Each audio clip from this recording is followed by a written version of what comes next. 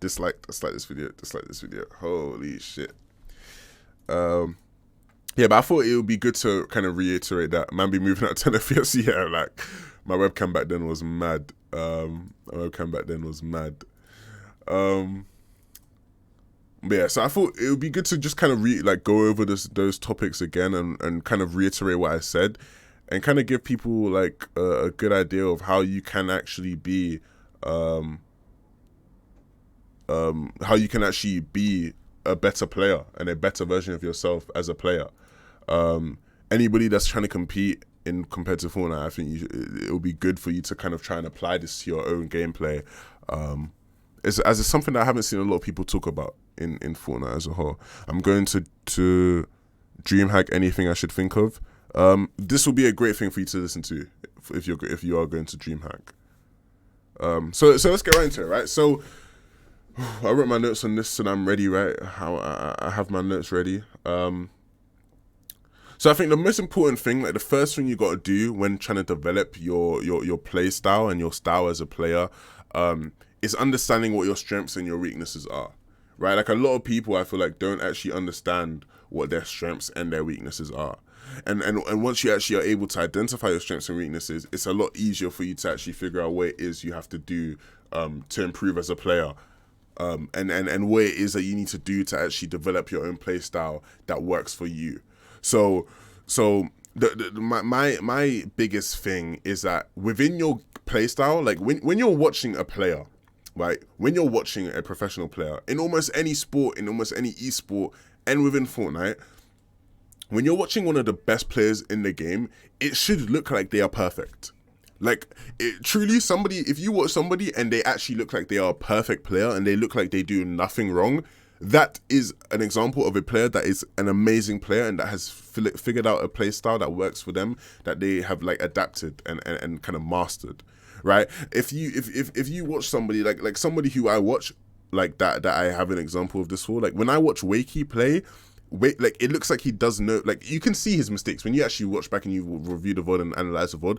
You can tell is what his mistakes are, right? But when you're just watching him, it looks like he's the perfect player. Same with even like someone like Wolfies, right? When you watch Wolfies, as much as people will complain, say, "Hey, Wolfies a W key, or Wolfies isn't even that good," or this is or that, whatever critique you want to give of Wolfies, when you watch Wolfies for the most part, a lot of the time it does look like he's just a perfect player. It looks like he doesn't make any mistakes, right? Same with a lot of the better players in the scene, right? Same with Benji, right? Benji probably the best example of that. When you watch Benji, it looks like you are literally watching a perfect player. Like he has no weaknesses. Like there's nothing that he cannot do.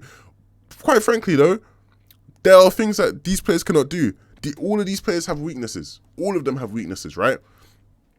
Now, why does it actually look like they are perfect players? Why does it look like they don't make any mistakes whatsoever? They don't do anything wrong. It's because within their play style, they've developed a play style and they plan out the game in a way that means that they limit off where their weaknesses have an opportunity to show, right?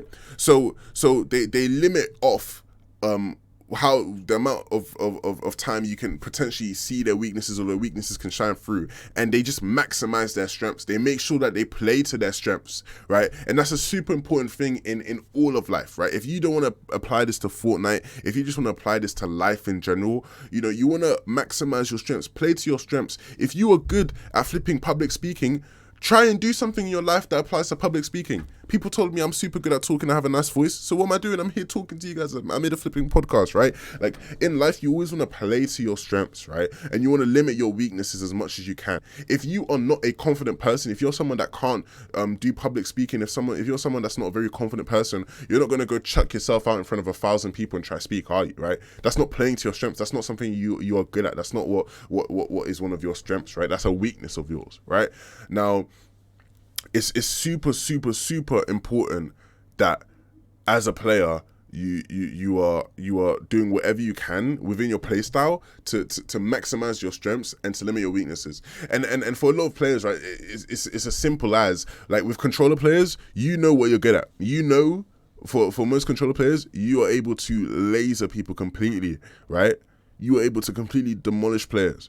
In terms of like initial damage done before a fight or an engagement is actually begun, or your opponent reacts to engagement, right, that you can flip and do a ton of damage before before opponents react, right? So even at simple, this is like the simplest level, right? That I'm gonna explain this at, right? The simplest level would be flipping. As a controller player, you might want to be a bit more sneaky when you're taking engagements, right? Because you know that if you can sneak up on someone, right, you can initially do like 100 damage right off the bat before the fight even begins, right? And that's a part of, you know, maximizing your strengths, right? Your strength is that you have aim assist that you can use to completely lazar somebody right off the bat, right? Consistently. So what do? You play around that. You make sure that wherever you can, you are in a position where you are sneaky beaky like, and you get into a position where you can laser someone, right? That is the most basic example I can think of within Fortnite, right? Obviously, this goes on, and this continues to go on at way more complex levels that might get a bit confusing. So I'm gonna try to keep everything I say like at a basic level. But even right, Kixie said in the chat, right? Kixie, 0 ping. If you know that is your strength, that you have 0 ping, you can take walls. When you take engagements, don't take build fight engagements, right? Try and make the fight a box fight, because you know that you have the control over what walls you can take. You know things like piece control probably a bit easier for you and whatnot because you have better ping, right? Like these are things you need to play to. You need to play to your strengths where you can, right? And you need to make sure that you limit your weaknesses as much as you can. So for me, right, when I was a player, I'm not a player and I haven't been a player for a long time, right? But when I was competing and I was a player, one of my biggest weaknesses was that I'd miss like when it comes to my close range shotgun aim, I'd miss a bunch of shots. Right, like I'd miss a bunch of shots when it comes to close range engagements, and I'm really bad at closing out fights. Like fights that you should be able to close out quite quickly, I would take long to close out those engagements, right? So I knew that was one of my weaknesses, so I tried to avoid that, right? Whenever I take some sort of engagement, I tried to avoid getting to a point where I had to rely on my 50-50 aim, because I know my aim's not too good, right? Like, I know that that's one of my biggest weaknesses, right? My shotgun aim is terrible, right? So whenever I'm fighting, I'm not taking 50-50s. Do you understand what I'm saying? Where I'm not taking 50-50s. I'm taking engagements where I have an advantage and where it's not any type of 50-50. And that's something that helped me, right? So if you were watching me play back in the day, right, it looked like, oh my gosh, Levin's like not that bad, right? I never see him lose gunfights. It's not because I don't lose gunfights. It's just because I don't take gunfights that I know I can't win. Do you know what I mean? Or that I know don't play to my strengths. Like a lot of people might not know much about Counter-Strike, right? But on Counter-Strike, there was a professional player who's retired now. His name was Taz. Now, Taz played on Virtus Pro, one of the most legendary players ever, right? Polish player, great, amazing player. Now, in the latter years of his career, in the latter years of CSGO, Taz obviously mechanically wasn't one of the better players anymore, right? He's pretty old now. He's getting up there in age. But one thing that I loved about Taz is that Taz is a great player to watch because he's not a great mechanical player. It's great to see how he's able to still be successful at the top level, while not being a great mechanical player. And how did he actually do this, right? He did this, quite frankly, by when it came to taking engagements, right, against other great pros, he'd never take a fight if he didn't have some sort of advantage initially in the fight. And I learned from that straight away, and I applied that to Fortnite as soon as I started playing Fortnite, right? Literally, Taz would never, he would not take an engagement if he did not have some sort of initial advantage before taking the engagement. And I know there's a lot of people saying, Alex is saying Sam is quite like that, right? So what does mechanical mean in this context? So in this context in Counter-Strike, right, mechanical is linked to your aiming ability and your movement, quite frankly, right? So there's a lot of people who would out-aim and have a lot better gun mechanics, right? Because in Counter-Strike, you have recoil and whatnot. So there's a lot of people who have better recoil control and a better aim than Taz, but he would still be successful because he wouldn't take engagements unless he had some sort of advantage. So that's what it means in that context. In the context of Fortnite, obviously that mechanical is referring to, you know, your piece control, your flipping, your how fast you build, how fast you edit, even your aim is part of your mechanics, your crosshair placement. Like there's a lot to do with mechanics in Fortnite. And I learned from that straight away, right? I learned from the fact that, you know, these are things that you need to do. You need to play to your strengths and you need to find a way to limit your weaknesses, right? If you can limit your weaknesses in your gameplay as much as you can, you will find that you are way more successful. If you figure out, like the initial thing, the first thing I said you need to do, identify strengths and weaknesses. If you have now identified all of your weaknesses, if you can find a way within my game plan, look at what you do on a game to game basis. Look at the things that you consistently do. If you see that you are doing one of the things that's on your weakness list consistently, figure out how can I eliminate that? How can I stop doing this thing that is clearly a weakness of mine, right? Like that's how you elevate your game to a new level. And that's how you develop a play style in which you are actually successful and you find yourself being more successful in. I'm gonna head off, get some work done. Thank you very much for hanging out, Colin, man. Have a nice evening. Have a nice evening, bro. What if the person you are fighting strengths are your weaknesses? That's a great question. So when you have someone that is their strengths are your weaknesses, like you obviously get in a stalemate. But this is why it's good that you asked that, because this is why I'm taking it to the next level, right? So with everything I just explained, you can take everything I just explained, that simple concept that I just explained, you can take that and you can take your game from being an average player to being a good player, just with that alone. If you guys do that like religiously and really work on that and try that really hard, you can go from being a average player to a good player. But if you want to be one of the best players of all time, if you want to be one of the top players, one of the best players, period, you are going to turn your weaknesses into your strengths. Levin, do you have a stutter? I'm worried. I don't have a stutter, but I do stutter when I'm streaming. It's really weird. I know I do this a lot. When I start rambling, I start talking a lot. I do stutter a bit. People, I've realized this recently. He's nervous. Yeah, I am nervous, man. I'm actually super nervous. I'm sweating super hard right now. You guys just can't tell. So yeah, the best players of all time in anything that they do are the people who have been able to turn their weaknesses into their strengths, right? So so the example that I love to use is an example that I took from Foreign, actually. And what it was is actually that it's an example that I knew myself anyway because I'm a basketball fan, but Foreign's the one that brought it to my attention. Now, Michael Jordan is obviously considered one of the greatest basketball players to ever play, right? For most people, he is the greatest basketball player to ever play the game. Now, what a lot of people don't understand, maybe it's the actual direction and the trajectory of Michael Jordan's career in terms of, he kind of has two parts to his career. There's like his younger years and then his older years where he matured as a player.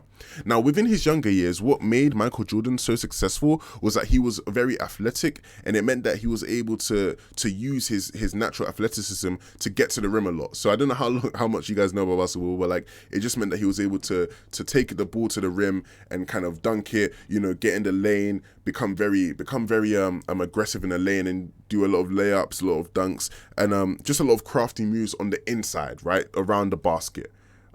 He had God mechanics, basically. Yes. And that's a great way to explain it, right? He did have good mechanics, quite frankly, right? In basketball terms, right? Now, what actually happened as a result of that was that the better teams within that era, the best example I can use is the Bad Boy Pistons, right? The Detroit Pistons of that era. They figured out that, hey, look, Michael Jordan, all he does is take the ball to the rim, right? All he does is take the ball to the rim, and he uses his athleticism to dominate us on the inside. So what they did is that they developed a defensive style, which meant that anytime that, like, it made it really difficult for Michael Jordan to do what he was good at, right? It made it incredibly difficult. They'd pack the paint, and it meant that anytime Michael Jordan was going to the rim, it'd be super, super hard for him because he was getting banged up. They were being really, really aggressive with him. Because obviously, if you're a basketball player, if you're jumping, right, you're in the air, dunking, and people are bumping you and bashing you while you're in the air, that takes a lot out of you. That, like, even dunking alone, like, takes a lot of energy out of someone, right? So, like, it became super, super hard for him, right? And they did this, right, because one of his weaknesses was that he didn't have a good jump shot. He wasn't too good at shooting the ball, right? He wasn't too good at shooting the ball, and he wasn't too good at shooting the ball contested, right? So this was one of his biggest weaknesses, and this is why he relied so heavily on getting to the lane. But what actually happened was that because they actually, took advantage of the fact that he couldn't shoot and that they were dominating him on the inside, he ended up working super, super hard to turn what was his biggest weakness into his biggest strength. Because all it took was a couple seasons for Michael Jordan to develop the best contested jump shot in NBA history. and even more specifically, the best long contested fadeaway, right? Which is probably the hardest and most inefficient shot you can take, right? Hitting a contested fadeaway is like the hardest shot that you can really take in basketball for the most part. In terms of, and it's just a very inefficient shot because of how hard it is and how like low the success rate of that shot is, right? But he mastered that shot and it became his biggest strength, which meant that now his biggest strength, what was once his biggest weakness was now his biggest strength. So now he had so much range because now he could still dominate you on the inside, but if you were defending him hard on the inside, he was just going to take it out and shoot it because he could, right? So people saying Kobe, it's arguable, it's debatable. Some people say Kobe had a better fadeaway. Some people say MJ has a better fadeaway. It's debatable. You can argue for either, really and truly. But yeah, regardless, MJ developed that to the point where what was once his biggest weakness, which people were using, and which was limiting him in his gameplay, he developed it and made it his biggest strength. Right?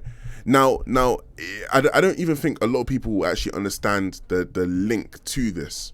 Right? Now, okay, before I get into this, people want to have a basketball debate with me. People really want to have a basketball debate with me. You don't want to have a basketball debate with me. One, the fact that you said Dirk shows me you have no idea what you're talking about. Dirk's long two is great, but his one's not a fadeaway two. His one's a leaning fullback two.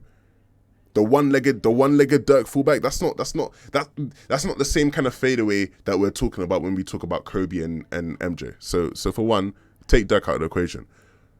Two, yes, you can very much argue that Kobe's fadeaway is better than MJ's fadeaway. You can very much argue that. It's interchangeable. It doesn't matter for the context of what I'm talking about. It doesn't matter, Quasar. So like, just stop it. It doesn't matter. It doesn't matter for the context of what I'm talking about.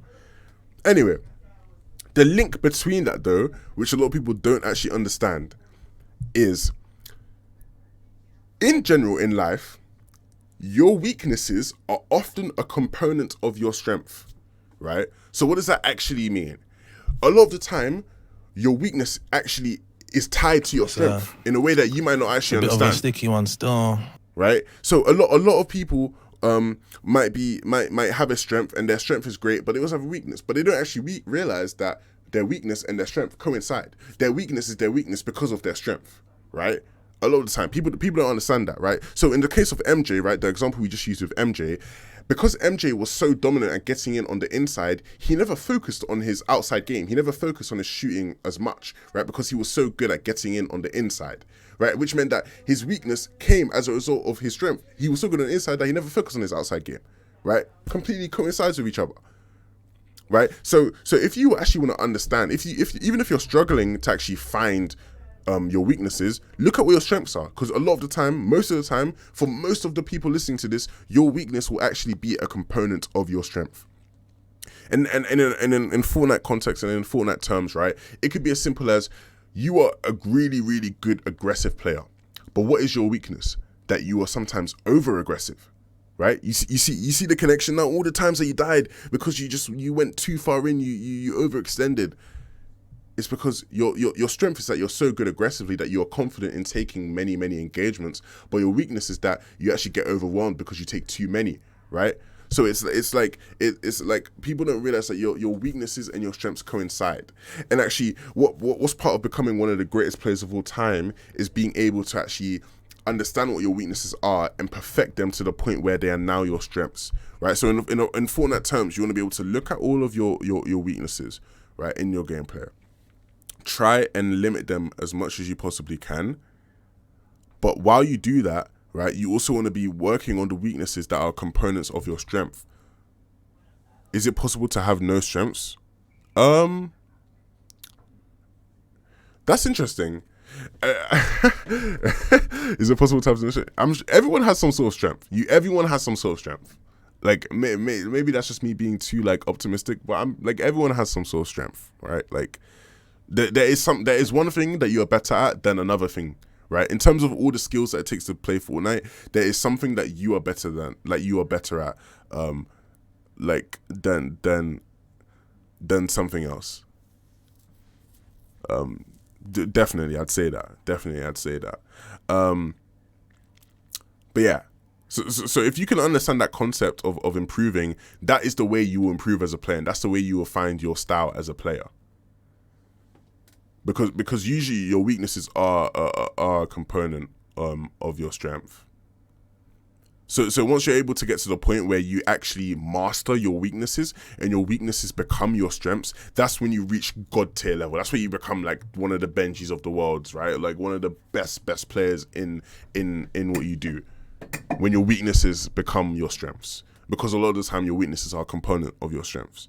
So then it gets to the point where now that your weaknesses are so strong that now you literally just can't be countered, right? We started talking about this because Alex, I think it wasn't Alex, it was Tripper who said, right, what if a person's fighting your strengths, what if a person fighting strengths are your weaknesses? Like if you get to the point where you want to be a god tier player, those weaknesses, any weaknesses you have in relation to your strengths will become your strengths if you want to be a top god level player. But yeah, that is to me how you develop your style as a player and how you actually improve as an individual. That's the theory behind it.